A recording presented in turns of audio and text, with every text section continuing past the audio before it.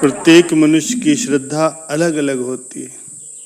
राजस, तमस, सात्विक और इन कारणों से कर्म की गतियां भी अलग अलग होती हैं। इसी तारतम्य में जब किसी भाव का अनुपात कम ज़्यादा हो जाता है, उसी तरह से मनुष्य कर्म करने लगता है और जैसा वो कर्म करता है उसका तत्क्षण फल मिलता है, आदमी दुखी हो जाता है। तब उसे ज्ञात होता है कि उसने कोई पाप कर्म किया। मनुष्य में उपजी वासनाएं उसे पाप कर्म करने के लिए प्रेरित करती। ये बड़ी विचित्र बात है कि जिस कर्म से अहंकार बढ़े वो देखने में पुण्य प्रतीत होने पर भी पाप हो जाता है। इसके विपरीत जिससे अहंकार की निवृत्ति हो वो देखने में पाप होने पर भी पुण्य हो जाता है। इसीलिए धार्मिक ग्रंथों में गुरु की दृष्टि से, संप्रदाय की दृष्टि से जो मना किया गया है उसे कभी नहीं करना चाहिए। पाप पहले कर्तापन के अभिमान में आता है और फिर वासना के रूप में आता है, फिर दुख के रूप में आ जाता है। इसमें बड़े बूढ़ों का तिरस्कार रहता है जिससे फिर पाप की उत्पत्ति होती है। मनुष्य पर वासना के बस में हो जाता है और उसके फलस्वरूप वो अनेक कर्मों में भी प्रवृत्त हो जाता है और इन कर्मों के कारण ही मनुष्य को दुख भोगने पड़ते हैं। असल में जो अपनी उन्नति और दूसरों की उन्नति में मदद करने वाला काम है वो है पुण्य, किंतु जो अपनी और दूसरों की उन्नति में बाधक है वो पाप है। पाप कर्म की परिभाषा ही यही है कि जिसमें कर्तव्य का अभिमान हो, वासना हो, जिसके अंत में दुख मिले, ग्लानि हो, पछतावा हो, वही पाप है।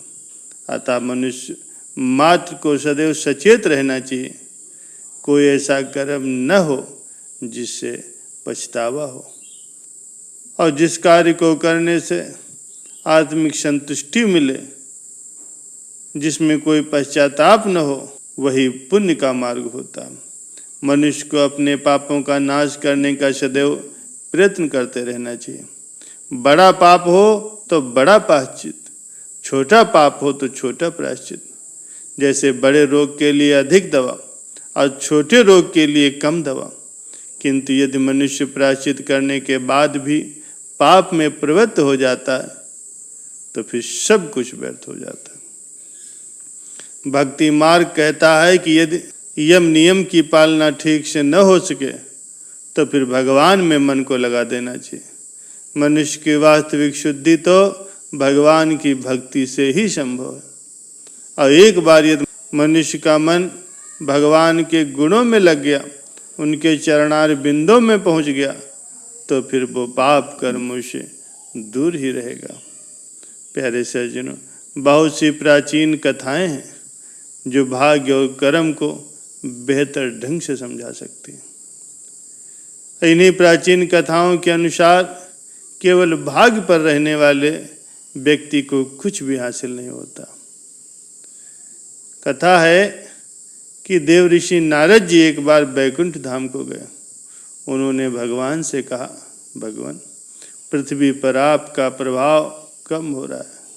जो लोग धर्म के मार्ग पर चल रहे हैं उन्हें अनुकूल परिणाम नहीं मिल रहे, और जबकि जो लोग पाप कर्म को करते हैं उन्हें प्रचुर मात्रा में फल मिलता है। ये सुनकर कि श्री विष्णु ने उत्तर दिया, ऐसा नहीं है नारद, जैसा आप समझ रहे हो सब कुछ नियत के अनुसार हो रहा है और ऐसा होना ही चाहिए। तब नारद जी बोले, प्रभु, मैंने स्वयं अपनी आंखों से देखा है कि पापी लोग लाभ उठा रहे हैं और जबकि धर्म के मार्ग पर चलने वालों को विपत्ति का सामना करना पड़ रहा है। तब विष्णु ने नारद जी से उस घटना का विवरण बताने का अनुरोध किया। तब नारद जी ने घटना का जिक्र किया कि वो जंगल से लौट रहे थे तो उनका सामना एक गाय से हुआ जो दलदल में फंसी हुई थी। हालांकि गाय को बचाने कोई नहीं आया। इसी बीच एक चोर आया, उसने गाय की दुर्दशा देखी, फिर भी उसने गाय की मदद नहीं की। इसके बजाय उस चोर ने गाय पर पांव रखा और दलदल पार करने में कामयाब हो गया। इसके बाद उस चोर की नज़र सोने के सिक्कों से भरे एक बैग पर पड़ी और उस बैग को लेकर के वो चला गया। कुछ देर के बाद एक बुजुर्ग साधु उसी स्थान से गुजरे। उन्होंने गाय को बचाने का बहुत ईमानदारी से प्रयास किया, जिसे वो सफलतापूर्वक पूरा करने में सफल रहे। हालांकि गाय को बचाने के बाद जैसे ही वो कुछ आगे बढ़े तो दुर्भाग्य से वो एक गड्ढे में गिर गए। नारद जी की बातें सुन करके भगवान ने कहा,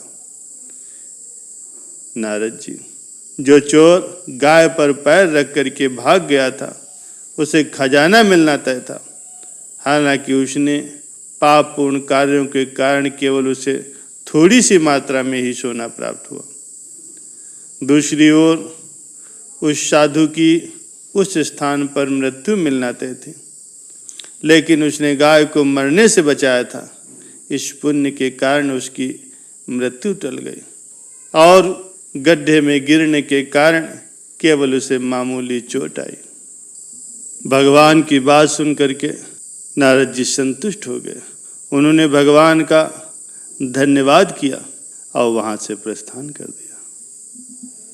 प्यारे सज्जनों, मनुष्य को अपने कर्मों का फल जरूर प्राप्त होता है, चाहे जन्म में मिले या फिर अगले जन्म में।